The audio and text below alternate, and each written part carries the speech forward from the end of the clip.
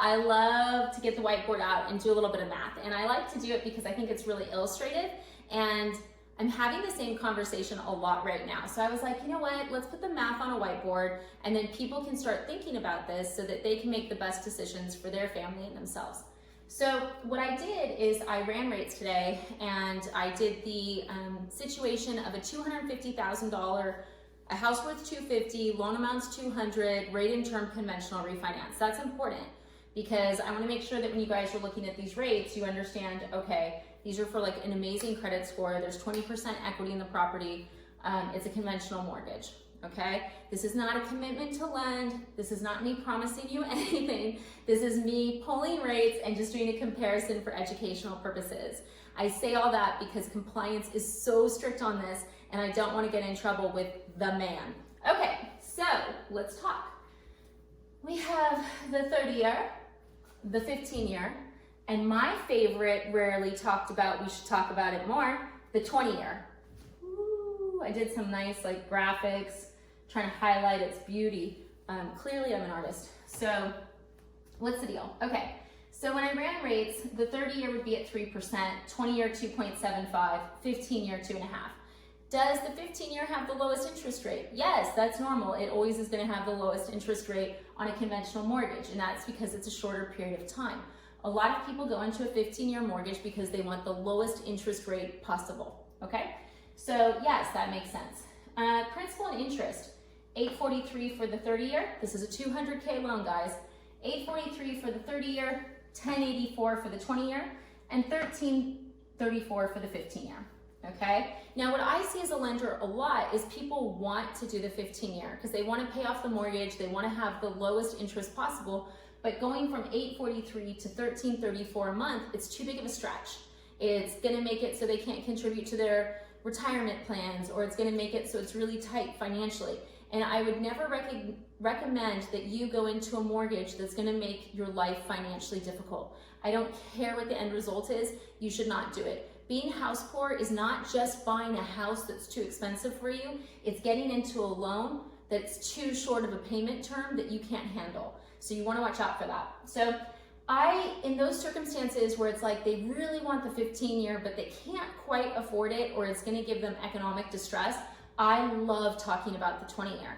And the reason I like the 20-year is because it's between the two. You get the benefit of the 30-year, where it's a more manageable payment, right? And then you get the benefit of the 15-year, where it's a lower rate than the 30-year. So it's not the best of either, right? Because the 15-year is the best if you want the lowest payment and you want to pay it off the quickest.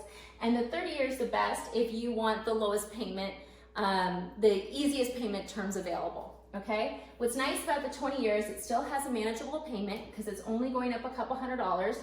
But the interest rate is lower than a 30-year, okay? And it's also going to save you a lot of interest over the life of the loan. I also like talking about the 20-year. I mean, I like talking about it all the time just because I think it gives people, we don't talk about it. It's not in anyone's website usually. Like if you go to a lender's website, there's going to be a 30-year and a 15-year. They don't talk about the 20, but I think it's one of those like aha moments when you really realize the power of it to blend the beauty of both loans in the middle into one. So let's talk about total interest over the life of the loan. I'm going to take a minute to breathe because I know I'm going too fast. Okay, I go fast, so I'm sorry. Okay, so on a 30-year loan, $200K, $1,000 balance. Your total interest paid over the life of the loan would be $103,555. Yeah, that's how interest works, guys. The 20-year would be $60,240. So just by increasing your payment, you know, $239-ish, all of a sudden you've saved $40K, over $42K off of your interest. That's awesome. That's super good.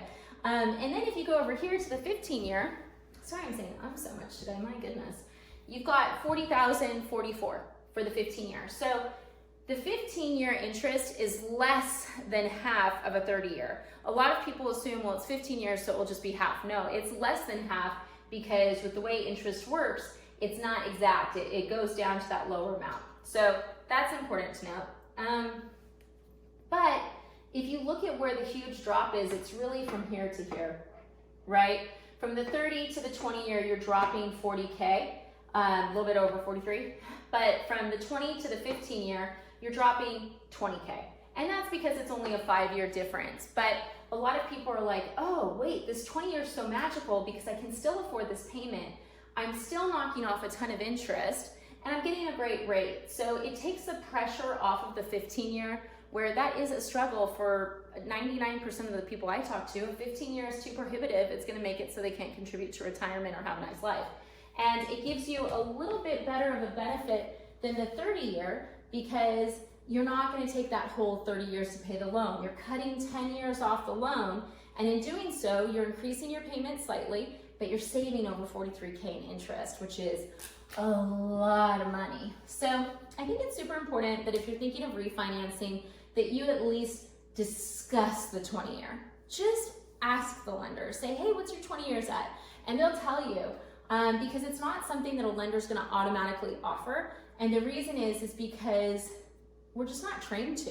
You know, we're all bred into the 30-year, 15-year system. All the advertisements you see online are 30-year or 15-year, but the 20-year is this amazing product that I don't think gets talked about enough. So tell your friends, if they're thinking of refinancing, to make sure they explore the 20-year. If you're thinking of refinancing, explore the 20-year. And if you have questions, comments, or you want a competitive rate quote, as always, reach out to me. There'll be a link to my calendar. I do rate quotes really quick. And I'll tell you what we can offer. Thanks for watching.